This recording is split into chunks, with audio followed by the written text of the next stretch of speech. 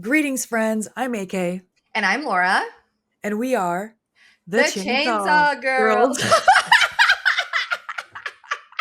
You know what? Leave it. I started saying chainsaw, and then when I heard your voice, my brain just stopped. Look, it's been a couple weeks, y'all. It's This is what all right. happens. Hey, it's all right. We're keeping it in. We're keeping it in. Yes, we got it. On today's episode, we're doing something a little bit different. We're not covering a movie, but we are covering a horror show, an American Horror Story show. That And was we're a starting with. terrible. That was probably the worst intro I could have given it. No, it was good. But welcome. We are covering the first season of American Horror Story. Murder House. Ooh. And I feel like we should clarify that this won't be every single week. Yeah. Yeah, right now we're figuring it out. We're obviously going to finish the season since we're starting it, but today we're just going to cover episode 1. Maybe it'll be an every other week type thing. Let us know what you think in the comments. Let us know Absolutely. how you feel about a series. I know this is a little bit of a change, but we're still pretty much doing the same thing. Yeah, it's still horror. I mean, it's Yeah. in the title. Yes. And I was obsessed with American Horror Story when it first came out. Was it on FX, I believe? And Yes. I don't think I got FX in Canada though, so I don't remember what channel it came on. okay. Yeah, in the US it was FX and it came out this was a 12 episode season that came out in October to December of 2011. At this time, Twitter was hot. And I remember I forget what day of the week it came out, but every time it came out live, I would be live tweeting it, looking at all the live tweets about it. It was so much fun. It was like a collective experience you were having. And if you've never seen American Horror Story, these seasons go crazy. Oh, bananas. Yeah, I remember the first time I saw it, I watched it when it was airing, and I immediately was like obsessed with it. Yes. Obsessed. Watching this back made me really miss live television for that reason. Yeah, exactly. Like everybody kind of sitting down and watching something at the same time in multiple households all over the place. Yeah, Yes. I miss that too. We should also mention is this considered an anthology series? Yes, an anthology, and they kind of like tie. They all kind of tie a little bit, and Yeah. I love an anthology. Big fan. Same. So the season itself is not an anthology. It is one cohesive story, but every season is a completely different story with the same actors, but they're playing different characters. And there are some callbacks and some tie-ins as we move along, but not until the later seasons. Yes, exactly. And I would venture that I would say, I think confidently. However, I haven't seen the new season, so maybe I'm off here. But Murder House, it feels like a lot of things go back to Murder House, right? Yes. Like the rest of the seasons, not all of them, but some of them tie back to Murder House, where it all starts, kind of. I think I'm all the way caught up. There are 12 seasons total. I may have not seen the last couple, but we can talk about the other seasons a little bit more in the extended. Today we're just going to be covering episode 1, which is also going to be. It's almost hard for me to not spoil the entire season while we're going through it. Like there are some things we're going to talk about. That we give spoilers. We're breaking down the entire episode, but there are certain elements we won't spoil for you yet because there are reveals later on in this season. I Which think you that's already great. know what I I'm think that talking is about. exactly how we should. Oh yeah. I think we should absolutely do that because I kind of feel like this is the first time I've watched it because I haven't watched it since it aired, and that was a long time ago. So It kind of feels like the first time I forgot a lot of things. Yeah. I also want to give you a heads up. This whole season is a trigger warning. I feel like this whole first episode, it's just like every trigger warning you can think of. So I'm just going to say that now so that we don't have to say it every single time. But there's talks of suicidal ideation. There's talks of miscarriages. There's sexual assault at some points. But it was for cable television. So nothing too graphic is shown, but we still want to give you the heads up on that. Shall I read IMDb? And there's yes, I was just about to say that. We're getting back into our groove, everyone. We're getting there.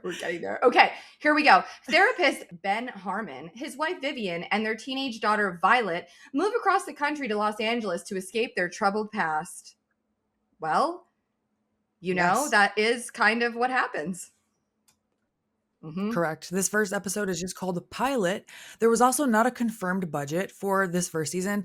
Later seasons range from like, I've seen reports of 31 million to 48 million for the budget, which is quite a Mm. budget. But I did not find a confirmed one Yep. for season 1. And this was written and directed by Ryan Murphy. Yes. Should we hop into the episode? I think we should hop right to it. All right, let's do it. Okay, so we start off seeing that we are in 1978 briefly.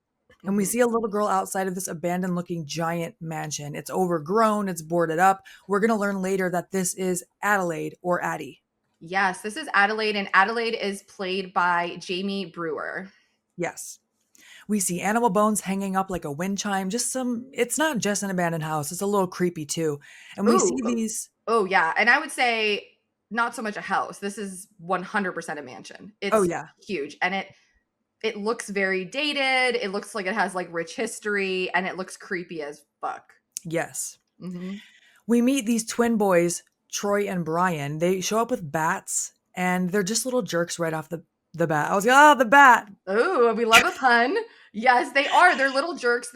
They're played by Bodie Scholes and Kai Scholes. Those are real twins. Mm-hmm. And can I also just jump in really quickly with a little bit of backstory on the mansion? Because it is Please kind of do. interesting. And it's like a focal point of the show, obviously. It's called Murder House, right? So the Murder House is actually the Rosenheim Mansion. It's located at 1120 Westchester Place in Los Angeles. It was built in 1908, I believe, by Alfred Rosenheim. I think he was an architect.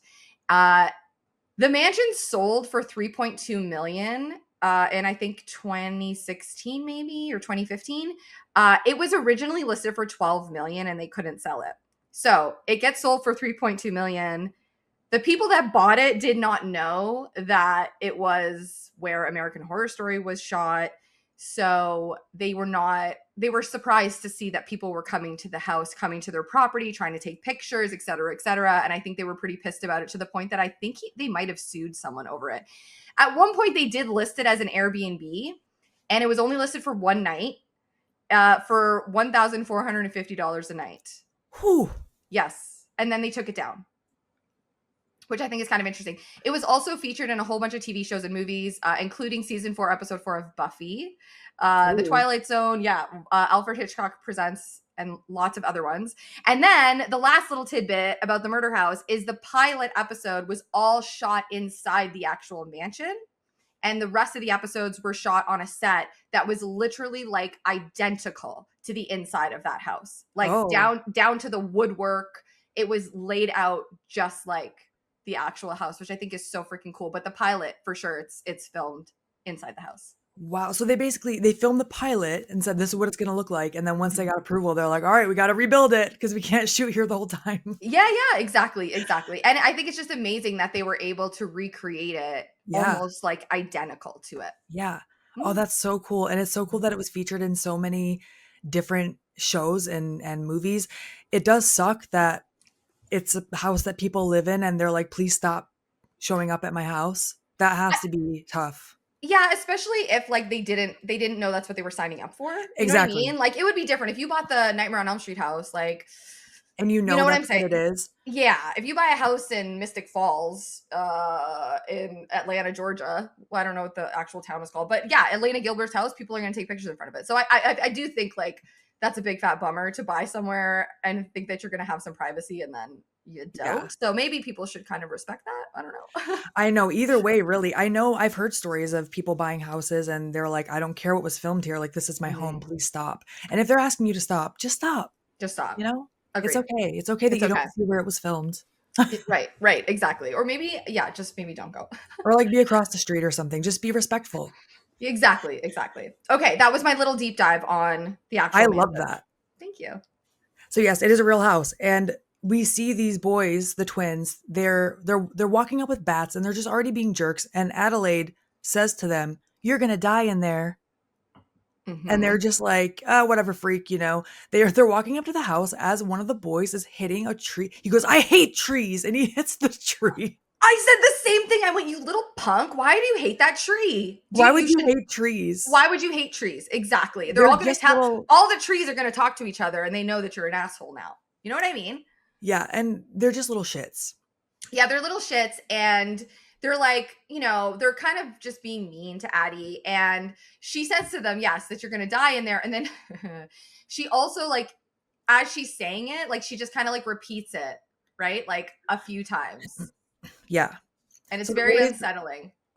She also says to them, you're going to regret it. You're going to regret it. And it's mhm. so unsettling. And the kids are just like, whatever, we hate trees. And then they go inside the house. Yeah. And they must be what? Like they look like they're maybe 15 at the oldest. I would say, yeah, at the oldest for sure. They go inside the house and they just start breaking things and smashing things. I would say, I don't know, how long do you think that house has been empty at this point? A long time. I mean, all the windows are boarded up. It's overgrown. Yeah, There's yeah. And there's vines coming out of random places. Like it's been a long time. it's been a long time. Yeah. And the twins are inspired by The Shining. Thought that was kind of Yes, interesting. I could Which, totally see that. And the yeah. song "Tonight You Belong to Me" by Patience and Prudence is playing. I feel like there's another movie we covered recently that was playing it. That movie is featured in a lot of shows and movies, including season 8 of American Horror Story as well. It was I also love in the The song. Nun. Oh, really? I love that song. It's so creepy. I feel like it Mhm. was a TikTok probably trending audio at one point. So the boys are in there tearing shit up, hitting everything with a bat. They find this possum that's like actively dying, but it would have happened recently. Like Mhm. you can tell it's bleeding, but like it just happened. So they didn't do it unless Mhm. something that they threw at it, whatever. But something is going on in this house, okay? Mhm. But the one kid looks at it and he's like, awesome. I'm like, okay, you're just little, like They're very kids. clear Like weird sociopaths. kids. Yeah, like weird fucking kids. Like I Yeah. never understood like kids that are like into like dead animals and stuff. Like I never understood that. Like like the curiosity of that. That just didn't that I don't know. Weirds me out. It's one thing to be morbidly curious, but it's another thing to be like, awesome, like staring at it, you Okay, know? that's fair. Yeah, yeah, yeah. Yeah. Good distinction. So they hear a noise, they go down to the basement, they find all this old rusted medical equipment. They start seeing all these jars with preserved things inside, like body parts. They see a head. It looks like a baby's head in a It's jar. a fetus for sure. Like there's like a Yeah, fetus in one of them. like a pig fetus. There's an ear in a jar. One of them picks up. He either drops it or slams it. I feel like Yeah. they would slam it, but I don't remember if he dropped it by I think accident. he jump scares. I think he might drop it. I think it's a jump scare because Okay. his brother like comes up behind him. And one of them says it smells terrible down there. Not terrible. So yeah, he's like, it smells like shit in here. Let's go. So as Brian is going up the stairs, he realizes Troy is not behind him. So he goes back down and he ends up finding Troy with what looks like his throat has been slashed or bitten. He's all bloody. He's like reaching out to his brother. And then we only briefly see Brian's POV of this blurry image of what looks like some kind of human like creature running straight at him. So now we cut to present day and we meet Vivien, played by Connie Britton. She's more recently in season 1 of White Lotus. She is at a gynecologist appointment. I Mhm. almost could not say Mhm. that word. And we're learning here that her and her husband are Mhm. possibly trying to get pregnant. Um, she's older, so the doctor is suggesting, maybe you try these hormones. She's very much against like hormones, taking hormones, using chemicals to clean, all that kind of stuff. She's very like, I want to do everything natural. Mhm. And she wants to get control of her body again after Mhm. what happened, which we'll find out that she had semi recently had a miscarriage. So we're gonna cut to Vivien going home. She's kind of like, getting her stuff together in the kitchen, and all of a sudden she kind of hears something upstairs. She thinks that there's an intruder in the house, so she calls 911.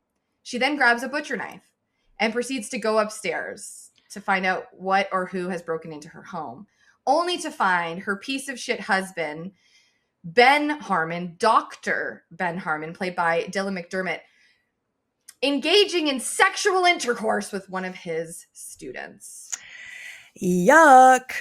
So gross. He chases after her. He's like, no, no, no, no, no. Like, fuck off, dude. He chases after her. She tries to get away from him. She ends up cutting his arm.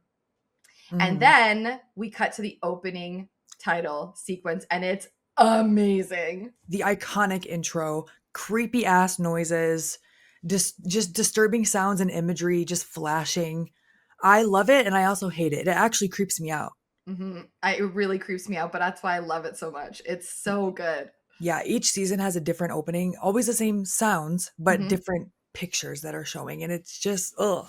It's just very fucking cool, and the sounds are very cool. It's hard to describe, but it's neat. Yeah, we Mhm. just covered a movie recently where I thought the intro reminded me of American Horror Story, and I forget what it was, but it I was a can't recent remember. movie that we Yeah, watched. I can't. Yeah, I can't remember what it was either. That sounds very familiar. I don't know. So the intro comes and goes, and now we're seeing Vivien, Ben, and their daughter Violet, played by Taissa Farmiga, who is the sister of Vera Farmiga, who's in The Nun, The Conjuring. I didn't know that. Oh my god. Yeah, if you look at Whoa. their faces side by side, you're like, oh, they are siblings, absolutely. Yeah, now that you've said that, I can like Yeah, see it. and their dog, their little puppy, are on their way to check out a new house. They're looking at a Mhm. new house, and guess what? It's Murder House. Absolutely. They're doing a walkthrough of the house. They saw it online. This seems to me that Ben did most of the legwork here and found the house and Yeah, because that's how you fix trauma in a fucked up marriage. You exactly. get a new house. You run away from your problems and the shitty things that you did. Okay. So we're introduced here to Marcy, who's played by Christine Estabrook, who actually comes to my acting classes sometimes. She is What? amazing. She is The real amazing. estate agent? Yeah, Oh my she's gosh, that's amazing. so fun. Yeah, she's incredible. A great, great actress. Amazing stage actress too. She's incredible, and Hell yeah. I love when she comes to class because I feel like I learned something from her. She's Yeah. just great.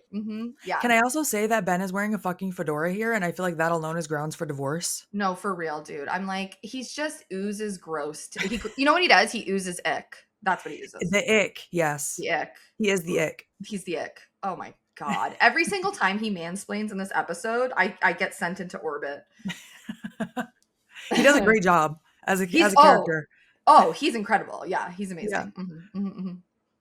So the real estate agent, Marcy, is telling them how the previous owners, they restored all the original woodwork and all the blah, blah, blah. And Vivien goes, gay? And Marcy goes, well, what do you think? I mean, they are in LA here. Mm-hmm. I was like, that's an interesting thing to add. The Mm-hmm. dog starts barking at the door to the basement. So, of course, Violet has to go explore. Oh, while I was watching it, Toby was sitting on the couch next to me and he perked up and then he started watching the show as soon as the dog showed up barking. It was so cute. Amazing. He was looking at the TV and like tilting his head like, I don't understand how this is happening. Okay, there's a point in this episode where someone starts whistling. It might be a song. Mm-mm-mm. And Kiko started barking. He started growling. It's so I'm like, cute. okay. They're trying, you know? So yeah, Violet goes down to the basement. It's interesting because she plays like a rebel here in Mhm, this season, mhm, and the way she's dressed, you would never guess at first, and maybe that changes throughout the episodes. I don't quite remember right now, but she's wearing like this long floral like church dress and this yellow cardigan, mhm. but she's very much like I hate everyone later on. So I don't. I'm wondering if that changes as the episodes progress. For some reason, what she was wearing reminds me of Winona Ryder in Beetlejuice, only Oh, because it's like frumpy and like I don't know, I could be misremembering this because I haven't watched Beetlejuice in a minute, but like didn't Lydia or was she more all in black? But I just remember her wearing like long skirts and like similar style hats the style of the dress, yes, but Lydia was in all black. in all Very black. like, But I think it yeah. may be just like the frump. I don't want to say frumpy, but it kind of does look frumpy to me. I Like see what you that's mean. I was also thinking maybe it's just she's from the East Coast, now she's in LA, so she's like the outcast in LA type thing. yeah, yeah, I don't know because it wasn't really the style in 2010 what she's wearing. I don't know Yeah, unless they address it at some point, but I don't know that they do. Honestly, it's been a long time since I've watched it. I feel like yeah, we're kind of like this is unfolding for me as we go. right, exactly. Mhm. But either way, she's in the basement checking it out. Upstairs, Marcy is telling Vivien and Ben, like, okay, well, full disclosure, I need to tell you what happened to the last owners. And Vivian's like, "Oh, they didn't die in here, did they?" And Marcy's like, actually, yes, both of them. It was Yeah. a murder suicide. Uh-huh. Yep. Yikes. And then Ben's like, oh, that's why this house was half the price of all the others. Mhm. And Violet comes upstairs and she wants to know where it happened. Of Yeah. course, it happened in the basement. Uh-huh. She's in too And then immediately. Violet's like, we'll take it. Like, okay, well, first of all, you're not making that decision, but okay, they do take it. Mhm. You can even tell in Marcy's face as she's Yeah. putting the sold sign out that she's like a little disturbed. I think she feels guilty. I think she feels low-key guilty. She just sold them a mansion that I think she knows is, haunted. Right. Yeah. So now we see Vivien and Ben. I should also mention this episode, I think the season really cuts around a lot. So it's like you see what Vivien's doing, then we're just going to cut to Ben, then we're going to cut to Violet. So there's a Mhm. lot of, without a segue. So we cut to Sure. Vivien and Ben who are getting ready for bed, and we see Ben trying to like rub her arm, and she's recoiling at him touching her. Like she ain't into it. Yeah. And she says, I Yeah. appreciate that you're trying. I'm trying too, but it's going to take me some time. Like, yeah, So we're you're a establishing cheating that. piece of shit. Yes. Yeah, like, Yes, correct. yes, she needs a lot of time, but really she just needs to leave him. Okay. Violet goes to school and she's walking through like the courtyard and she's smoking a cigarette, and we're introduced to Leah, who is just a straight up bitch. She's like a bully. She gets really mad that Violet is smoking, and then so Violet is like, she puts her cigarette out and tells her like, "Oh, I'm new. I didn't know I couldn't smoke here."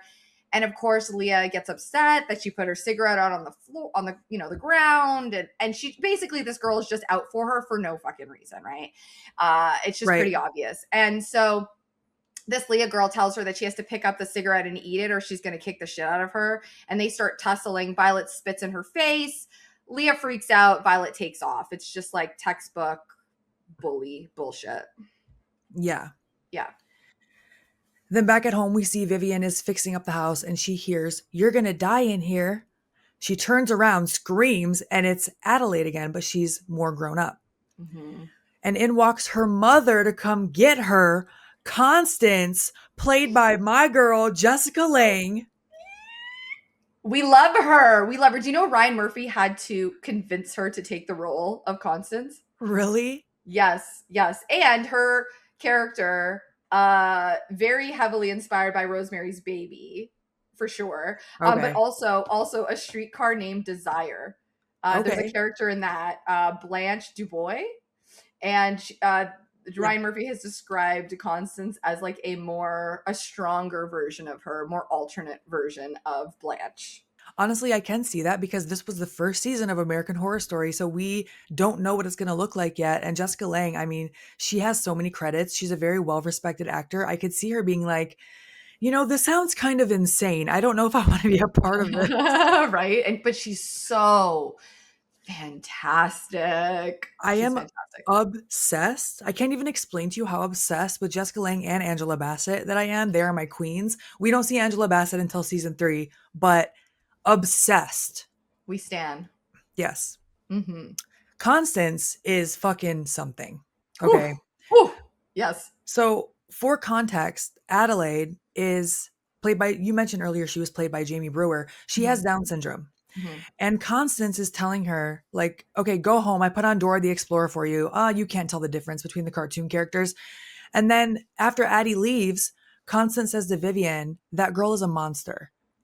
And then she says, I love her. I'm a good Christian, but Jesus H. Christ. Like, she is horrible. Okay. The Mm-hmm. things she says about her daughter. Mm-hmm. She's very protective of her daughter, we will find, Mm-hmm. but the Mm-hmm. way she treats her daughter is not okay. No, absolutely. No, she refers to her as a mongrel. So I A think that says mongrel, at something. one It's point she pretty called her a awful. mongoloid, like, Yeah, it's it's fucked awful. up. Mm-hmm, mm-hmm. So Vivien asks how she got in, and Constance is just like, oh, the back door was open. Like, okay, that doesn't give you permission to just walk in, though. No, and she also tells Vivien that Addie's gonna come in the house whenever the fuck she wants to. That she's obsessed with the house. Like, yeah, she just has a fixation about it. Like, Mm-hmm. that's not okay. No, she's just obsessed with it. Well, God knows Right, why, right, Constance? right. Sure. Yeah, we just don't know why. We'll Yeah. find out why. Constance Mhm. also runs a doggy daycare, and here she's talking about how she prefers purebreds, but she always has a room for a few mongrels. And I'm like, Ugh, I feel like you're not talking about dogs. nope. Yeah. And we do learn that she wanted to be an actress, but she didn't want to flash her green pasture for everyone to see. So she's telling her how she didn't want to do nude or Mhm, nudity. So that mhm, ruined her acting aspirations. Okay. mhm, mhm. Constance gives Vivien a gift, and it's this little trinket box with some sage inside to cleanse the spirits in the house. She says Yes. there are too many bad memories in here, and then she walks out.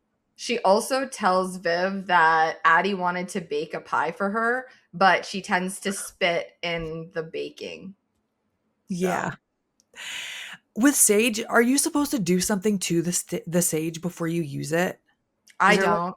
okay, I just use the sage to cleanse everything okay. I in have my house. sage and I never used it. I don't know if for some reason Oh, yeah. use it. I cleanse all my crystals. I cleanse my house. I cleanse everything with the sage.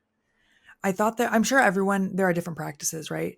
But Mhm. I thought there was something you do to it. I don't know. I'll have to look into it. Maybe. Yeah, But maybe. so in the attic, because we're jumping around once again, we're seeing Mhm. Vivien go to the attic. She gets jump scared by a full gimp suit that is just hanging there, like as it's on someone. It looks like it's on someone. Mhm. And Ben runs up there. He sees what's going on. He's like, "Oh, these people before were kinky, whatever." Ben is a psychiatrist. Okay, Mhm. so now we're Mhm. gonna see him with his patient Tate, who is Oh, having. oh, can I hop in with something Please really quick do. here? So during the house tour, Marcy brings up, or actually, Ben brings up, like, oh, you said there was an office or a parlor here that I could see my patients. And Marcy's like, oh, you're gonna work from home so you have more time with your family. And he's like, yeah, that's it. And you see Viv, like her face is just like, no, you motherfucker. That's not why you're taking patients here. You're taking patients here because you're a cheater and she don't trust you anymore. Like, I just thought that was such a good little, Yeah. Oh, mhm. there are so many little facial expressions and looks, and yeah, You where it, you're just like, okay, yeah. And you read the so room. you read Yeah, the room and they do a really good job of that. really good. Yeah. But that's crazy also to think about. Like you are so untrusted that you can't even work out of the home. Like just end it. Just end the marriage. I know, like that's how I felt about Viv for like as soon as she kept pulling away from him, I was like, I don't know how you recover from walking in on your husband banging his like student. I don't know how you would ever Yeah. I wouldn't personally. That would be it for me. I'd be like, bye. Yeah. But it's just so sad because there's grief that's like intertwined with it. So Yeah. like, and I don't know personally. I don't. I'm all on Team Viv, of course, and Right. it just makes me so sad that she has to experience so much loss and betrayal at the same time. Like, Yeah. And ew. I know it's so hard to say from the outside looking in. Like you never really know how you would handle a situation unless you're in it. But I Sure, know I don't have patience, and I know that I would be like, I don't either. I don't have Viv's strength, I will say, to where I'd be like, let's work it out. Like I would be like, I would make myself a single mother so quick. Same. Like, bye. Oh, cheating? It's Cheating? me and Violet from here on out. Peace. Listen, bye. I don't. You know what I mean? Like, it's just it's a sad situation, and I really felt Right. for Viv because man, she's so out of this asshole's league too. He's such a dick. Yeah. Like, and not directly either. He's not a direct dick. He's a different kind of dick. Do you know what I'm saying? Yep. You Yeah. know, you get And what it's I'm saying. also we can get into it there's a scene coming up where they have a whole conversation about it. And I know I Yes. have a lot of notes on like, ooh, okay, there's a Yeah. lot that's Let's get gonna there. Okay. yeah, We'll we'll get get there. there. Mhm. So Ben is meeting with Tate, who is played by Evan Peters. And Tate, I was about to say Evan, Tate is having violent dreams slash fantasies about shooting up his school. And we see Mhm. flashes of this, okay? Where Oh, he's like, his face is painted like a skull. He says he feels like he'd be making the world a better place, getting rid of some assholes. As he's talking, we see flashes of Violet. She's starting to cut herself a little bit on her wrist. mhm. And we hear Tate telling, like, we're just seeing flashes of that as Tate is talking to Ben in the office. And Tate is telling Ben his mother is a cocksucker. And then he says, no, literally, she used to suck the guy off next door. I was like, what the fuck is going No, on? it's so crazy. And like when he's explaining to Ben about his visions and you know of blowing up the school or shooting up the school or whatever, he looks terrifying. Like Yeah, his skeleton face paint, he's wearing like a long like he's wearing essentially kind of like what the Columbine right. the shooters were wearing, like a long trench coat, blah, blah, blah. But he walks into a classroom, and as he's walking through the halls, Twisted Nerve by Bernard Herrmann is playing, and it is so creepy, but I love that song so much. It's like the whistling. That's when my dog started barking. That's what it was. I love it. It's so good. I love that song. So Yeah. creepy. So then we see Tate shows up behind Violet as she's Oh, cutting herself. and Tate sees himself behind Ben with blood coming down his face. It's like a flash. Right, right. Mhm, Yeah, there's a lot happening really quickly. And so mhm. then he appears behind Violet as she's cutting herself and he says, "You're doing it wrong if you're trying to kill yourself." And he's like giving her tips and basically calling her a fraud and like shutting the door on her and leaving. I don't know if it was just how I grew up, but I've had conversations like that before. I don't know if it was just because I was, I don't know. I honestly think it's a common like teen angst Okay, conversation to got have. you. I Yep, yep, think yep. Yeah. And it I'm reminded me not a of The Craft. psychiatrist, but It reminded me of The Craft. yes. Yeah. Yeah. And she's like, "How did you get in here?" Because once again, the office is in the house, but the patients are not supposed to be wandering around that actual home part. Right. Okay. Mhm. So later that night, we see Ben sleepwalking naked. He starts a fire in the fireplace, Mhm. just very, zoned out. Vivien sees him, asks what he's doing, and he's like, "Am I in a dream?" We Mhm. don't know because now we're going to cut to Vivien hanging her sheets in the backyard, and up walks Moira. For some reason, I struggle saying this name. Moira, Moira? right? Yeah, Moira. Okay. I think how it's spelled trips me out for some reason. And she says that she was always the housekeeper for this home. She's played by Frances Conroy, who is fantastic throughout this entire series. She's in She's many of the amazing. seasons. She's amazing. Like she is incredible. And Yes. I feel like we should describe her a little bit. Yes. She's an older lady. One eye is blind. She's wearing kind of like a frumpy sort of housekeeping outfit, like maid outfit. Like a traditional maid outfit. Traditional, yeah. And she comes across like a girl's girl. I will say that at first. Like when she's talking At to first. Vivien, at first she comes across like a girl's girl. She's sitting in the kitchen with Vivien as Vivien is kind of like, interviewing her sort of, right? And long story short, she ends up hiring Moira to be the housekeeper. And one of the lines that I thought was interesting between them is at the end of the conversation, Vivien says to her, "Can I ask you something personal?" And Moira's like, "Sure, what's up?" And she goes, don't you ever get tired of cleaning up other people's mess? And Moira, like without missing a beat, she goes, "We're women. That's what we do. I just get paid for it." I was like, Yes. damn, girl, shit. Like, you ain't wrong. Iconic. Iconic. So then Ben walks in and Moira is introduced to Ben. Now, Moira looks a little bit different through Ben's eyes. This was so cool. Dude, I remember the first time I saw it, I was like, what is happening here? So Moira now looks younger. She's Oh, she's hot. hot. She's smoking hot. She's wearing a maid costume that's like something you would wear as a costume. Like it's a little sexy. She's got like garters and little like nylons or whatever things on. And she's giving him fuck me eyes immediately. Like Yes. And seductive and whatever. And Ben is totally caught off guard. Like he's like, "Wait, why is this girl here? Wait, you're hiring her? What?" Like he does not understand why Vivien is so cool with her hiring this younger attractive woman in the yeah. house. And the way they do it is you see like one side of Moira's face where she's older, where Vivian's looking at her. They pan around her head as Ben is walking behind her. So now, as we get to the other side, we're seeing Ben's POV of her young and hot. I was like, what the fuck is going on? It was so cool. So cool, dude. It's so, so, so cool. But let me just tell you, number one, I loved Moira. Like I loved her.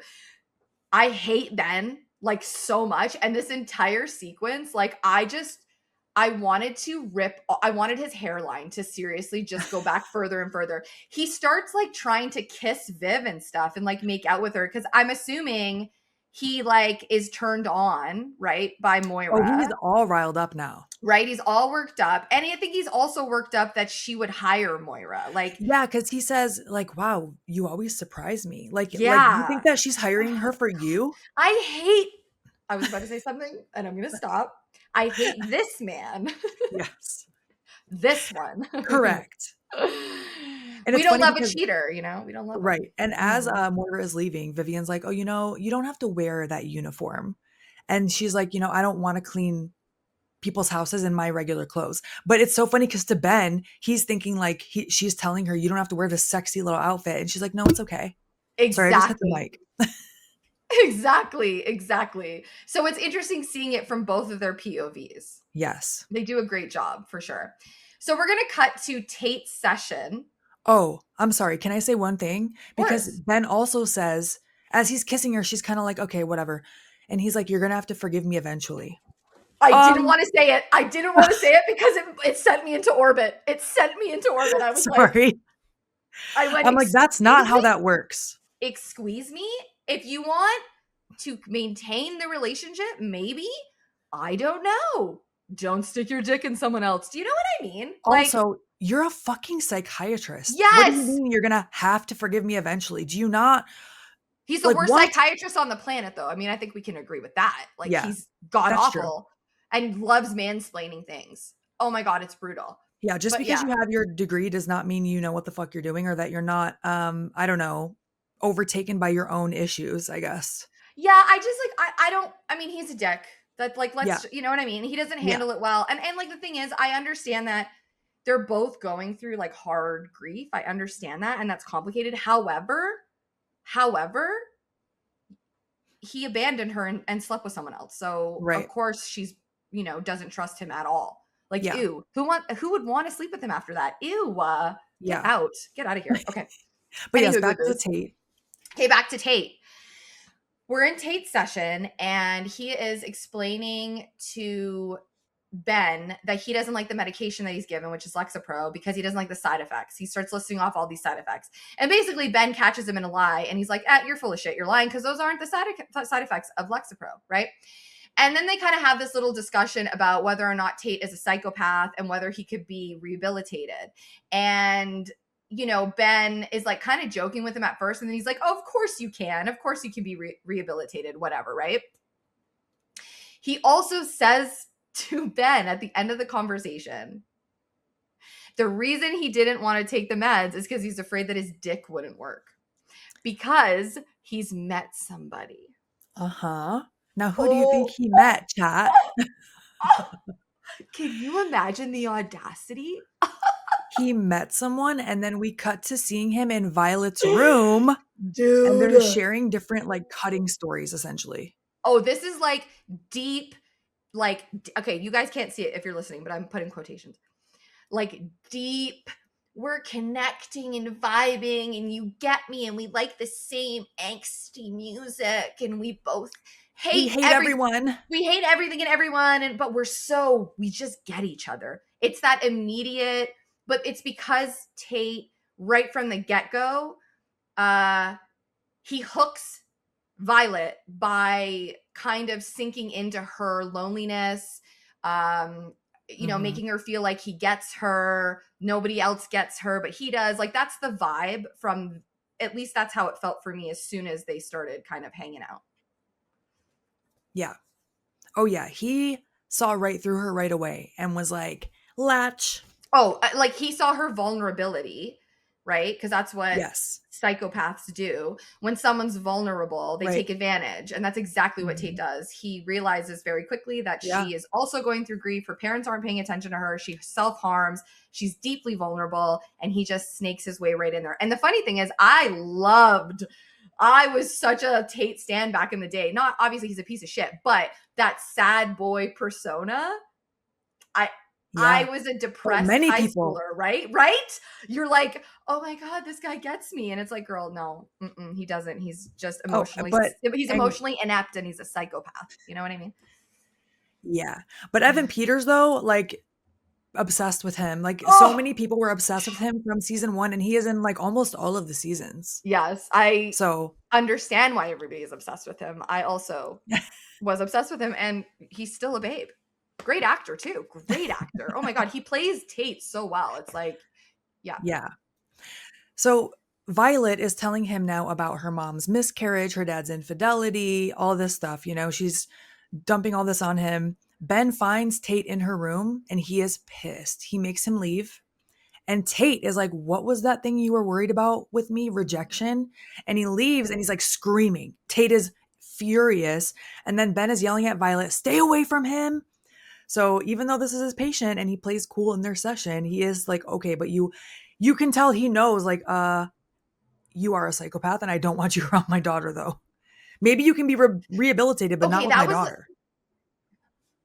exactly. And I actually agreed with him 100%. Like I Yeah. was like, you're doing at least one good thing. Get that kid Right. out of the house, because he should have stopped treating him, honestly. And I think he's trying eventually in this episode. He does try to sort of, get Yeah. him out of there. But yeah, this is the one good thing I felt like Ben did. Right. There are layers here. We have layers. Yes, we have layers. Exactly, exactly. Now later, Ben is trying to find Vivien. He walks in on Moira, the young version, because he always sees the young version of Moira getting herself off in a chair in her like sexy little maid outfit. And No, she does not stop when she sees yo, him. she does not, man. She does not. He walks right in. And then when he leaves, he goes into his bedroom and starts jerking it out the window and silently sobbing as he does. I'm The sorry. crying, the crying after jerking off is like, oh my guy, you need to be in therapy with another therapist. Literally what I said. I was like, dude, listen, I love when men emote, right? I think it's Yeah. great. Feel your emotions. However, it's very clear you don't feel your emotions if you know what I mean. Like that drives you to feel. Right. Like, The only time you cry is after you jerk off. get some therapy. Yeah. I know it.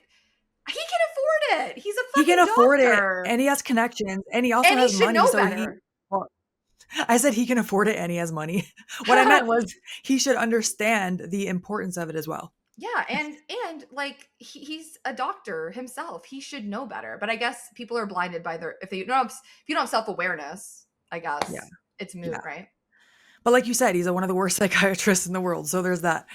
And then he looks out the window after he's done jerking off, and there's a man looking up at him from outside whose Very face Michael is Myers. yes, and like in the sheets too. Oh my Mhm. gosh, it is just like Michael Myers, but his face is half burnt. Yes, There's so much exactly. going on. No, there's so much going on. Eventually we're gonna find out that this is Larry Harvey, okay? And he's played by Dennis O'Hare. So yeah, there's so much going on here, but we're meeting the characters, we're setting the tone for the rest of the season. So we're just Mhm. kind of cutting back and forth. So now Vivien is in the kitchen. She turns around. Suddenly all the cabinets and doors, refrigerator door are open. So Mhm. she's freaking out. She hears Adelaide giggling, who is standing at the door. And when Adelaide is looking at Vivien, she can see the twins appearing from behind her. Mhm. So now we cut to a meeting in the kitchen with Vivien, Ben, Constance, and Addie. And Vivien is like, you got to stop just coming into my house. Okay. That's not okay. And Addie, Yeah, but dude, this is wild, man. This yes. is kind of like she goes from asking her not to come into the house to like, yo, she grabs Addie's by the cheeks, right? And is like, basically says to her, like, don't come in here ever again. Do you understand? Like, When do she you get it? grabbed her, Ooh. I was like, I'm surprised Constance isn't saying anything, but she does eventually. Oh, she does. And you can see on Constance's face, like, she does not like this at one bit. Okay. Yeah. And the whole time that Vivien is telling her, you got to stop coming in here, Addie's like, can I pet your dog? The whole time I'm like, relatable girl. Yeah. Mm-hmm. She also tells her it was the twins that did that. The twins opened all the cabinets. Mm-hmm. And she's like, I don't know what you're talking about. But when they leave, Addie leaves first and Constance turns back around Mm-hmm. and she's like, if you touch my daughter again, I will break your fucking arm. And I was like, yes, Yes, Constance. I girl. mean, Yes. Yes, 'cause I was Constance. shocked when she grabbed her face. I was like, that's a little much. And listen, if somebody grabbed my niece's face, I would run them over with my car. Like I Yeah. can't. That would send me. Don't touch Yeah. her. I understand you're frustrated, Vivien, but don't touch her. Like that's weird. Yeah. And then just at the end of that scene, Addie goes down to finally pet Haley, the dog, or Hallie, and the dog bites her. Yes. And then she's like, she shouldn't have done that. Like, Like, damn. I mean, yeah, obviously not. yeah, but also like, what does that mean? What does So that mean? yeah, what do you mean by that? So now we cut to Ben on the phone. He is trying to report Tate as being a danger to society. He's trying to get him committed, I think, right? I think so. Yeah, for sure. Or Then at in least warning them. Like he's talking about shooting up a school. So right. I think, Then yeah, pretty in serious. walks Moira to clean in her thigh-high pantyhose and her high heels. And he's like, now's not a good time. And she's like, well, I have to do it now or it's not going to get done until whenever. Mm-hmm. And then she's like, am I distracting you? And she starts unbuttoning her top, asking him to touch her. Dude. And he's like, he's on the phone and he's like, no, no, no. He has his eyes closed. He's at least trying here. And she's like, your wife's not Not hard home. I don't enough. know. Not hard He's enough. not trying hard enough. No, because she No. starts to sit on him and he's just like, no, no, I no, shouldn't do this. I can't. But he's also not like, there I think it's warranted to kind of shove them away and be like, Yes. way more stern. This is And also, you can't inappropriate. work here anymore. Yes. Yes, exactly. But he likes it, obviously. He's trying so hard to resist, but now Violet catches them. And he sees that Violet sees them. So he tries running after her, but Violet sees her as the old lady also. Which is just funny to think like, wow, Dad, you just, you're going for, not that you can't be attracted to an older woman, but it's just like, damn, Dad, like you're just going for everyone. Like you can't help yourself around women, period. Well, and also like he cheated on her mother before, and now Right. Violet just walked in on him cheating on her again. Exactly. Like, wow. That is so messed up. Yeah. And then here we just cut to Violet getting her ass kicked in school. Leah and her friends are just beating her up, and she ends up burning Leah's hand with a cigarette to get away. Mm-hmm, mm-hmm. And that's all that scene is her getting her ass kicked. Yes. And then at home, Vivien is finishing peeling this wallpaper off, these murals. They noticed that, paper was peeling. There's a mural back there. The realtor had mentioned that, they covered it up. They thought it was kind of creepy before they covered it. Now they're all uncovered and they're dark. Like they're creepy ass paintings around this room. Mm-hmm. And Ben comes in to see this and he's like, I always thought you were prettiest like this. No makeup, messy hair. Meanwhile, number one, she has makeup on and her hair is perfect. Like there's not a curl out of place, which is just funny to me. But you know why it's so funny? Do you know why it's so funny? Because he's so full of shit. Like he's so transparent and full of shit. And he's only saying this because he wants to have sex with her. That's exactly why. And so he tries coming on to her and she's like, not now. And Ben gets so frustrated that he fucking breaks something. Mm-hmm. That to me would be a deal breaker right there. If not everything that happened before. Violence, absolutely the fuck not. And then he says, he just comes across he comes across to me like a sex pest. I'm sorry, but he does. He is. Yeah. Like you don't understand that this person is healing and you just keep trying to, you think one day is now going to heal it when you haven't even done anything in that day to help her heal. And then he says, how long are you going to punish me for? Yo, punish me. Punish you? Punish you? The maid was just on you, bro. Like the audacity of a man to step out of his marriage, his relationship, whatever, and then get mad at your partner for holding you accountable and not being able to just swallow that down and fuck you. Like, sorry. Like, it was I'm sorry, you're mad about the consequences of your... Yeah, he's mad about the consequences of his own actions. Right. It's like, just... you did that.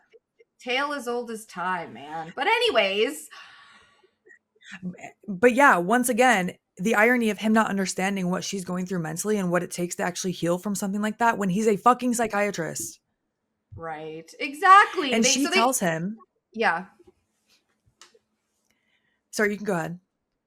Oh no, I was just going to say, like, they start arguing here and she lays it out to him exactly how she feels and she's real as fuck about it.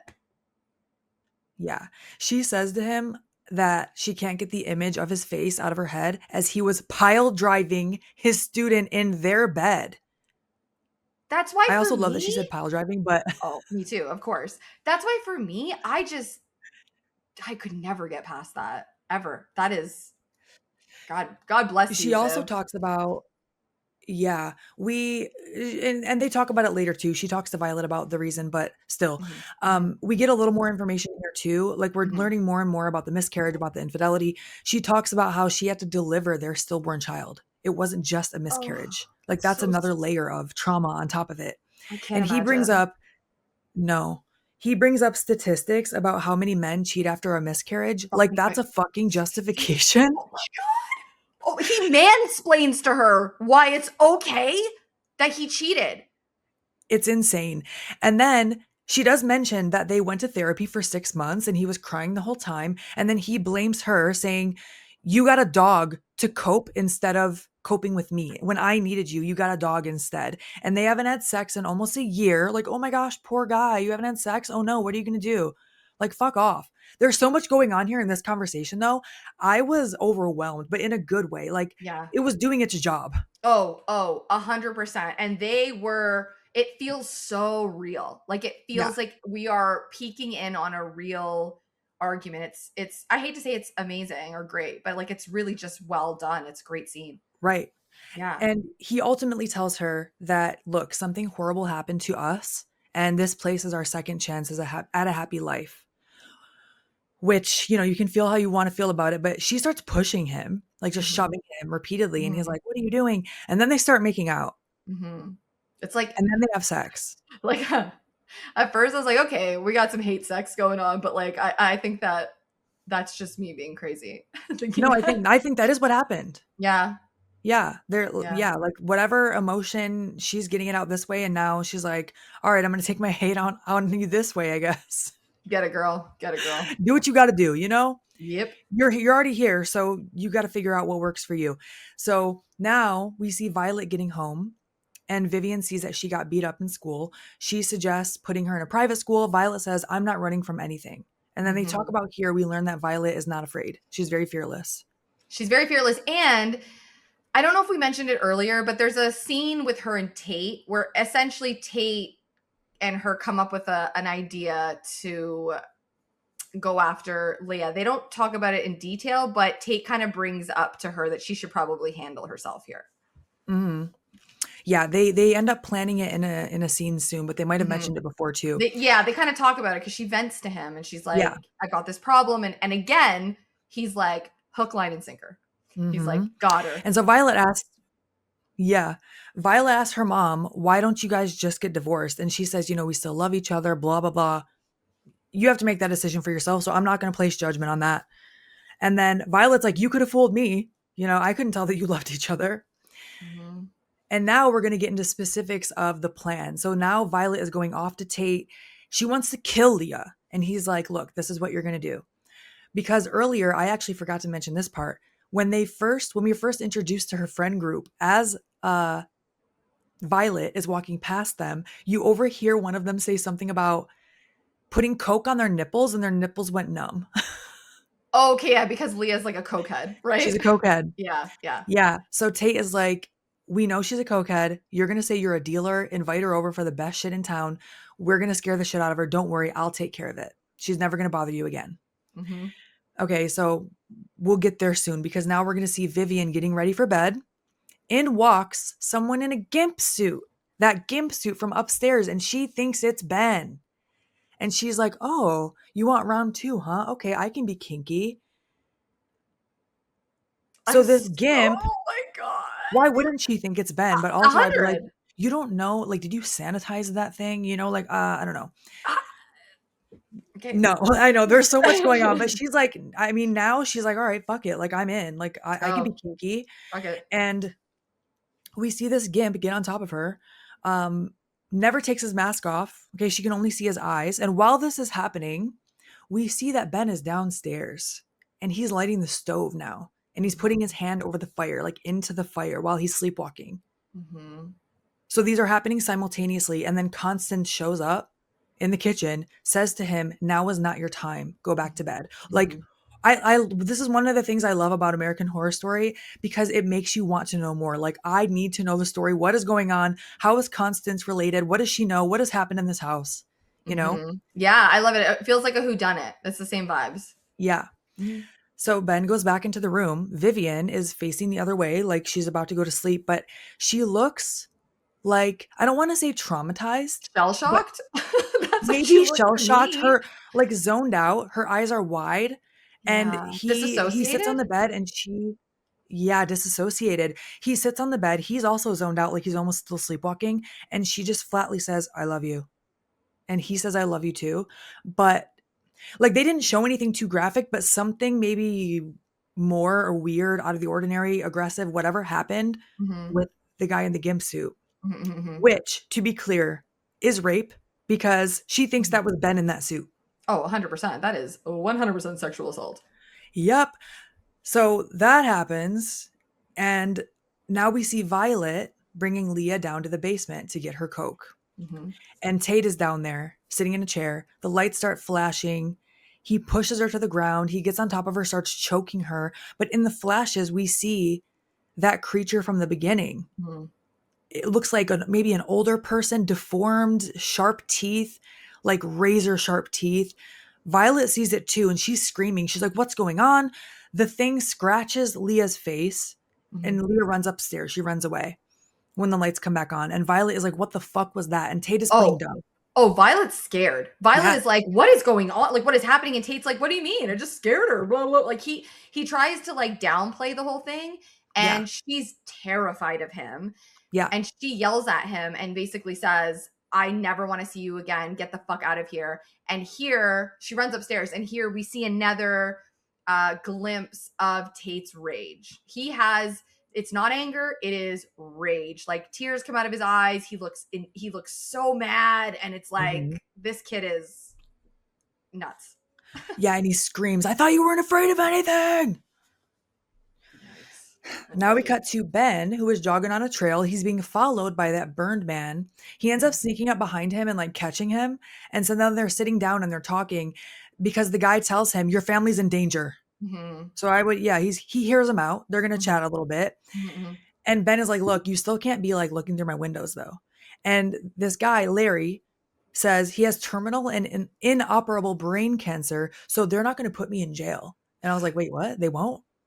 Well, because he was in prison, right? And he was released from prison because of his terminal cancer. Which do they even do that? I don't think they No, do I don't that. think so. Okay. I don't think so. But yeah, he tells Ben, he's like, "Yeah, I was in prison. I killed my whole family. Here's the lore." And he dumps this crazy story about the house. So it's very Amityville. So back whenever he was living in the house, he started hearing voices, and he asks Ben, he's like, "Have you started hearing the voices?" And this obviously startles Ben. But he basically tells him that he owned the house with his family and his kids, and the house got into his head and eventually convinced him to light all of his family members on fire, and then stand in the fire essentially as they all burned alive. He has no idea how he got out of the house, and he has burns on 70% of his body. And the only reason he's out of prison now is because he has this inoperable terminal brain cancer. So I guess the prison, I don't know, was like felt sad for him and released him. I don't know how that works. I've never heard of that before. But it's a really like it's an awful image, right? You see him in the house light a match and toss it onto his daughter's bed, and he goes into each house or each room of the house and does that. Yes, it's unsettling. And it is inspired obviously by the Amityville Horror, which I saw when I was 6 or 7, Wild. and am drinking out of an Amityville mug, my favorite mug in the entire world. That is so perfect for this episode. If you're watching Right? on YouTube, you can see it. Remember, okay, you got that from Spirit Halloween, but didn't you have to get like one from the back or something? So I went and I saw it, and I was like, "Man, I want it, but there's a chip in it, so I'll put it back." And then I went back again, and it was still there, and I brought it to the front, and I was like, "There's a chip in this," and I was like, "I don't know, could I get a discount or something?" She's like, "No, we just have to trash it," and I'm like, "Well, don't trash it. That's a waste." She's like, "Well, I have to." So I left, and then I went back again a week later, and they had put it back on the shelf, and I was like, "It is a sign I have to buy this fucking mug." And now that was such Yeah. a boring story. I have her. No, it wasn't. I was very into it. It's pretty I boring. was It's also okay. there for I was so excited when you got it because I know you wanted it so bad. And it's perfect for this season. No, it is. But yes, Larry should have never gotten out of prison, number 1. Mm-mm, Okay. mm-mm. And I don't remember. It doesn't matter. We'll get there throughout this season. So Larry asked Ben if he had been sleepwalking, and Ben gets really upset. I think he's scared because he has been sleepwalking. And then he's like, "Just look up my case, read the transcript." And Ben is pissed, and he's like, "Maybe they won't put you in jail, but I can have you committed." And he yells, he leaves. But as he leaves, we see Larry start smirking. Mhm. Really fucking creepy. Big time. And then we cut to Constance in Vivien's bedroom. Why the fuck are you always in this house? Like, it's not just Addie, it's Constance too. She is trying on Vivien's earrings. Like, Mhm. that's way too far. Oh yeah, it's insane for sure. But Moira shows up and Mhm. she's like, you need to put those away. And Constance and Moira, we can tell right here, they know each other and they do not like each other. Oh yeah, for sure. And as Constance is leaving, she says, don't make me kill you again.